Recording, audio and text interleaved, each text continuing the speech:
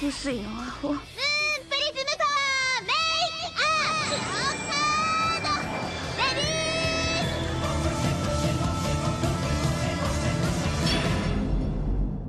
ー。 Welcome to Shojo Tell, where we discuss shoujo manga and tell who's hot and who's not, talk about themes, and just generally geek out. Today, March 22nd, 2020, we'll be doing a preview guide about the first volume of Not Your Idol by Aoi Makino, which is being released by Viz Media's Shoujo Beatline in May.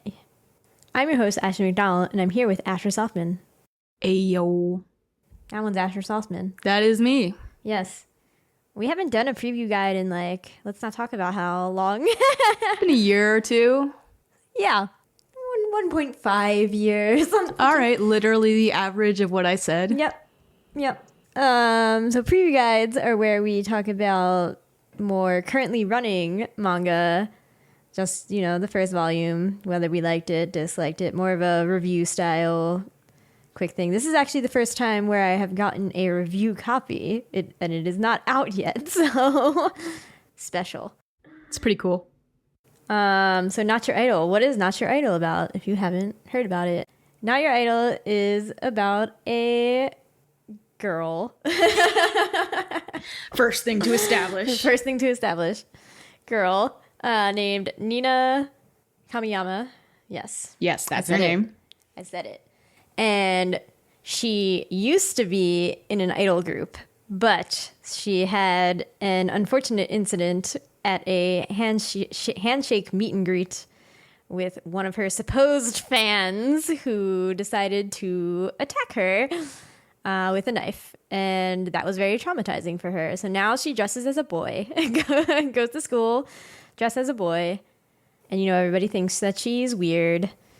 There's one girl in particular, Miku, who's very girly, trying to be the very perfect goody-goody two-shoe girl, be friends with everybody, play both sides, who tries to talk to her. And then there's also a nice boy named Hikaru, who's like, I know your real identity as idol of Pure Club, member of Pure Club. The idol group is called Pure Club. As member of Pure Club, Karen. And then, of course, she's a little bit untrusting of him, but eventually they do seem to become friends over the course of a volume. And it is very much about the ups and downs, mostly downs so far, of idol culture. Asher. Yes. Did you like volume 1? I did. It is a little bit... No, it's not even... It is distressing. Oh, yes. Oh, yes. So, saying that I like it doesn't feel quite right for how I feel about it. Okay, would you recommend people read it? If there's a lot of sensitive content here. The idol industry is, itself a whole horrible can of worms. But also, there's a lot of, violence and the manga pulls no punches about violence, almost exclusively against girls. Yes. Not even women, girls. Which the idol industry, has a very complicated relationship with because it's upholding, the sort of sweet, innocent.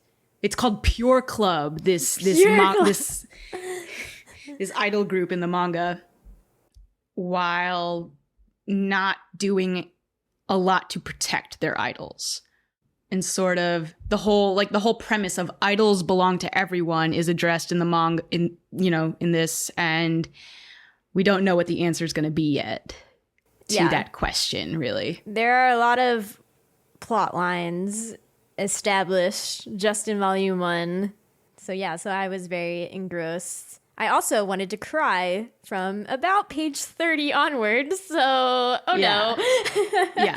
So if you have triggers around sexual violence, sexually based violence, straight up violence, you see this guy attack Nina with a knife, then I would ask you to read with caution, be aware that these things are in here.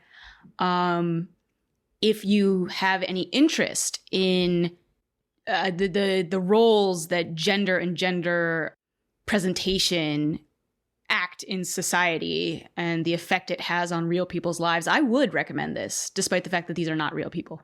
Yeah, no, I agree. I definitely want people to read it, but I definitely come at it from an angle where I'm like, what upset me is that, like, I'm like, oh yeah, I feel Nina a lot, like too much, maybe. Not from a sexual violence standpoint. I have never experienced sexual violence. The thing that always, like, the analogous thing for me is that I used to play hockey, mostly with men. And then there was a practice that I had where our coach was not there, and the other goalie who was male, I'm a goalie, the other goalie who was male was also hurt. And they had all agreed in the locker room to, like, purposely shoot at my head and stuff and, like, attack me in that way. Some of them shot at my back. It's like, you don't have padding on your back, you know, like. Yeah. Yeah, and then just generally, I did the thing where, like, my parents were like, okay, you can't play hockey with dudes anymore. Like, I came out of that practice, like, I cried for 15 minutes and was unable to explain why to my mom. Like, I could not stop crying enough to, like, explain to her. So just in general, I was like, oh no, that is this. But up the ante with, like, there was blood involved and stuff. Right. And I mean, that's what I was trying to get at with saying sexual violence and then, like, sexually related violence. Like, this violence happens because of gender, right? That's what there's a word for it and I am blanking. Sexually motivated violence, because it's like racially motivated violence. You see what I'm saying? Mm-hmm. Yes. That is what this manga is about. That's the whole thing. Yeah. And it's very upsetting, but also I love them all already, except for Miku. Miku can go. Miku. We're gonna find out what her deal is. Ugh, whatever. Okay, actually, this manga reminds me a lot of A Silent Voice, both because it is heavy, obviously. A Silent Voice is also very heavy about the bullying and violence that people with disabilities experience. But also, artistically, it reminds me a lot of A Silent Voice in the more realistic, like, heavily detailed way. I don't think it's, like, as detailed, actually, as A Silent Voice, but in general, like, they have more realistic faces, I feel, and actually, like, Miku reminds me a lot of a very particular character in A Silent Voice, and I'm like, didn't like that character either. Right. I don't expect you to like Miku ever. No. We already know there is more going on with her. We just don't know what. Yeah, she's like, okay, so Miku is the classmate who tries to play nice with everyone. But in trying to play nice with everyone, there's a particular story that happens in this where in Japan, there actually are, on a lot of subways, women-only cars to the subway. I think normally only during during rush hour when you would be going to work to prevent, Japanese men from groping women. So wherever they live in this manga, which I think is like some suburb of Tokyo, because that's implied, because one of the members comes from Tokyo to help Nina in the end. They're like, we're introducing a new subway car that's women only. And like they get interviewed on TV and, some women are like, yes, this is great. I don't want to have to be in danger of getting groped on the subway. Like, that's not cool. And Miku's all like, no, I'm not afraid to be on the regular car. Like, we shouldn't criminalize men. And she's all about pure clubs, like, came in with some mini skirts and she's like wearing like a super, super short skirt. And all the dudes are like, oh, you must do this just because you want men to like you. But she like totally plays into that. And I'm just like, I dislike you so much. Right. But it's clear that this culture has affected her in some way that is motivating these things. Sure. This volume also ends on a big cliffhanger in which we think that she's done something actually pretty evil. And I'm like, I can only hope that she did the evil thing. Right. Because we don't want this other character that we like to have done the evil thing. Yeah, we don't want them to do that. No! But in general, I also really love Kamiyama and Hikaru. I'm like, yes, you are both sweet children. Please accept my hugs. Right, and Hikaru is the boy classmate who's like a good guy. His whole motivation is like, I want to be strong so I can protect women against sexual violence because his sister was sexually harassed. And but then the manga keeps throwing these reasons to distrust him at the characters within the manga, at Kamiyama and her peeps, her posse. But also, like, we, the readers, can't fully know he's exonerated yet either as of volume 1. And it's distressing. And, we get to see sort of how bad it feels also to be distrusted just because you're a man. Which it's like, but not all men. So I'm like, I'm not as invested in this story as I am in Kamiyama's. What is her first name? Nina. Nina's. No, it feels weird to be calling her by her last name and then Hikaru as Hikaru and Miku as Miku. I don't know. Everybody's confusing. I actually not all men, whatever. But like, I actually did like the flipping of the script. Like, it starts off with the typical script of being like, but Nina, you are a girl, like that is how shoujo manga always like, a lot of shoujo manga have that moment where it's like the main female character must confront in some way that she is girl and like this is a detriment to her life in some way. It gets flipped in this where Hikaru has a moment where, his friend is like he's just doing stuff because he's like, I'm a good guy. I know I'm a good guy. Like, why should she be afraid of me? We're friends now. Like, what's going on? I don't understand. Because she has moments where she's like, he goes to fix the tag of her suit and she just like flips out and runs away. Like, she doesn't like, anytime he raises his hand, basically, she's just like, no. Like, can't stop. But yeah, he doesn't think, he's just like, I am the good guy in my story and I know I can protect her because I do judo and like whatever.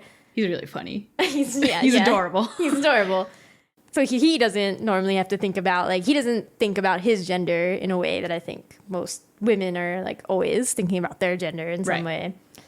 So it does get flipped where, then his friend like goes and is like, they're best friends. And he like pretends to put a pencil that's really sharp, like close to his face. And, he Hikaru recoils and he's like, yeah, see, people like we're friends and you were still scared of this like closeness that we just did. You didn't just trust me automatically, like he's like, so anybody who's in the weaker position is always going to be a little bit afraid of the people in the more dominant position. And as a dude, like, you're always that. And then Hikaru explicitly says at one point, he's like, oh, I'm a boy. Like, this is the thing.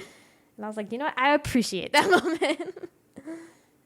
I forgot his friend did that with the pencil. Yeah. That was a really good, really, really good moment. Yeah. Because then it also doesn't imply like, oh, girls are inherently weaker. It's... Yeah. Girls are in this position. Yeah. It's just like, girls are usually in this position. Please think about it next time. Yeah. And then to Nina's credit, like, in her reflection of her running away in that moment, she also realizes that she like overreacted. She's like, oh, I see what he was trying to do now. And then like, she's also like, oh, maybe, like I shouldn't freak out all the time. Right. Yeah.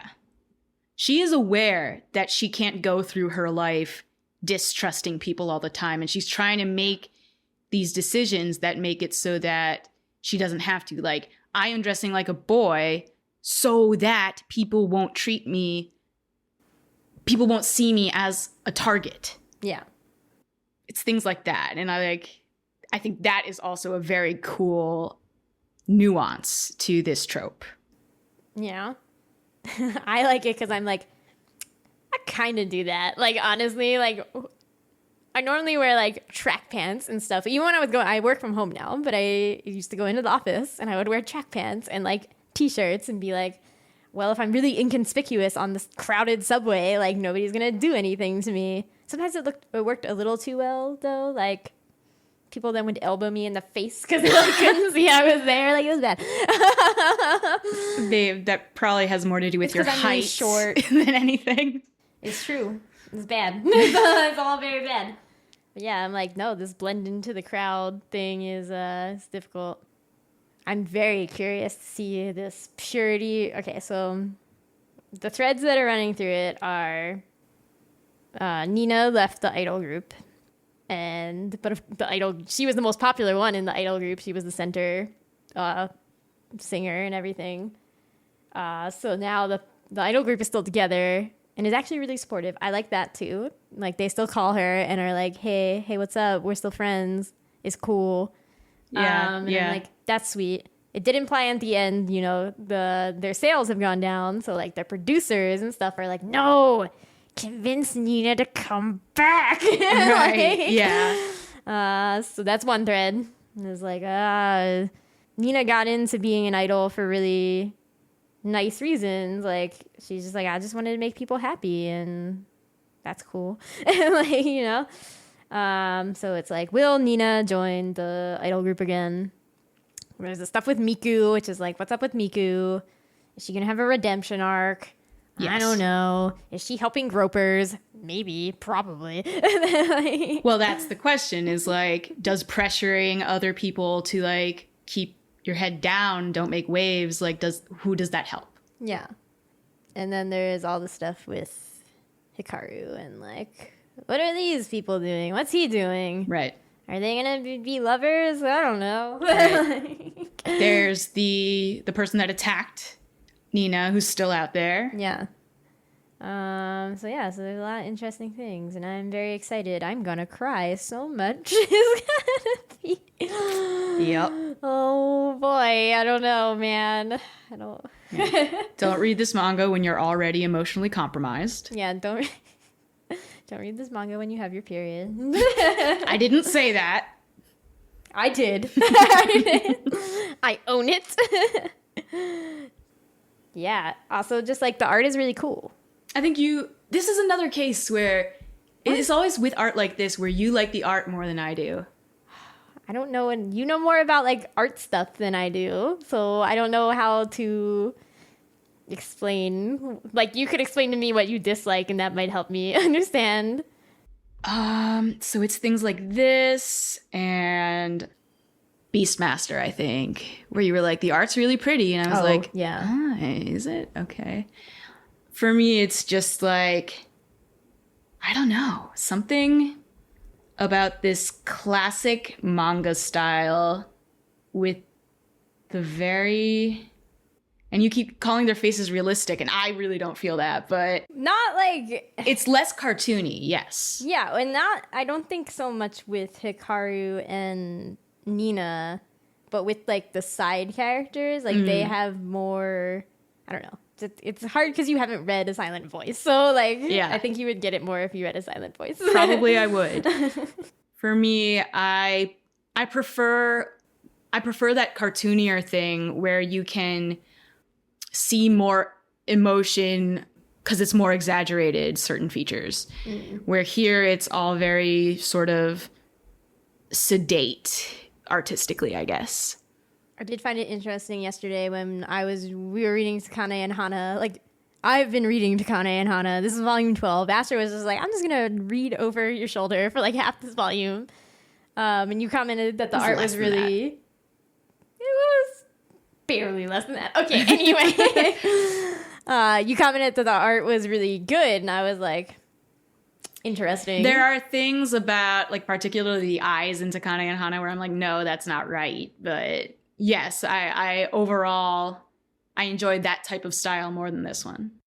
Okay, we can agree to disagree. Yes, this is clearly a question of taste and not of, like, quality. Yeah.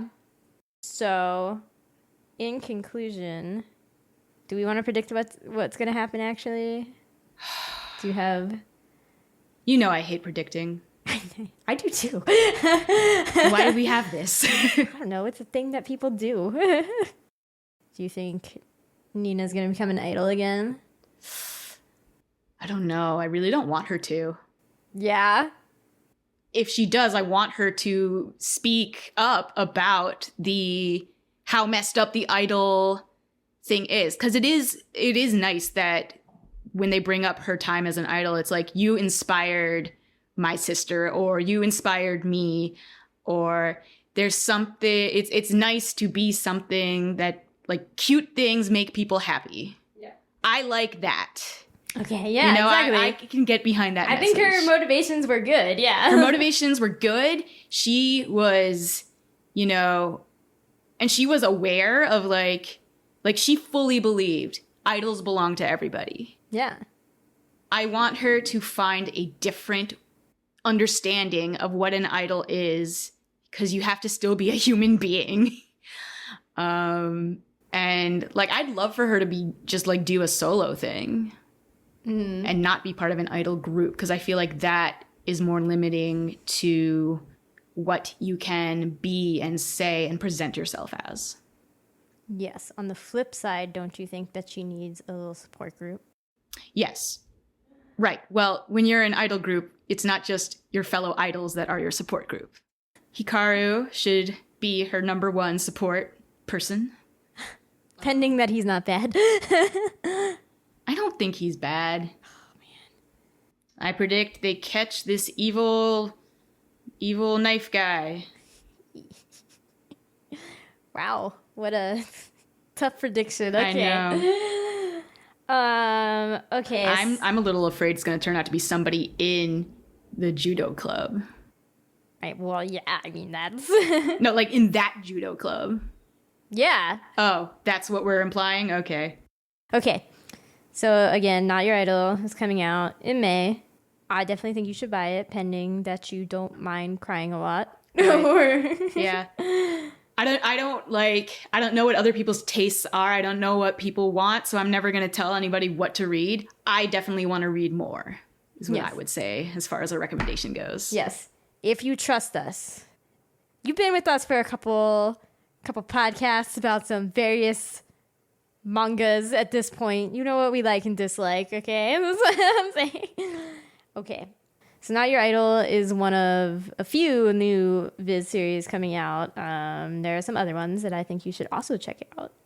There's Love Me, Love Me Not, which is the latest Iosaki Saka manga. Iosaki Saka is Our Haru Ride and Strobe Edge author. There's Prince Freya by Keiko Ishihara. This also involves a cross-dressing girl, more fantasy, presumably lighthearted. This is the one I know the least about, so take that with a grain of salt. And then later in the year, there's going to be Fushigi Yugi Byaku Senki, and I'm so hyped. Final Fushigi Yugi. Oh, yeah. From Yu Watase. So definitely, check those out, too. Again, so hype for Byaku. I still need to do Genbu on this podcast. I shove away my own preferences all the time for other because stuff. Idols belong to everybody. No, but all right. Thanks for listening to Shojo Tell. Comments, questions, constructive criticism, concerns? Email shoujoandtell@gmail.com or leave a comment on shoujoandtell.com/notyouridolpreview. Please leave a rating in iTunes or Stitcher if you like what we're doing. We're at Shojo and Tell on Twitter, Tumblr, and Instagram. You cannot find Asher on the interwebs. Thanks again for listening. Our next main episode will be about Meteor Prince by Mecha Tanaka. Stay tuned. Until then, bye. Bye. Survive the coronavirus. Bye.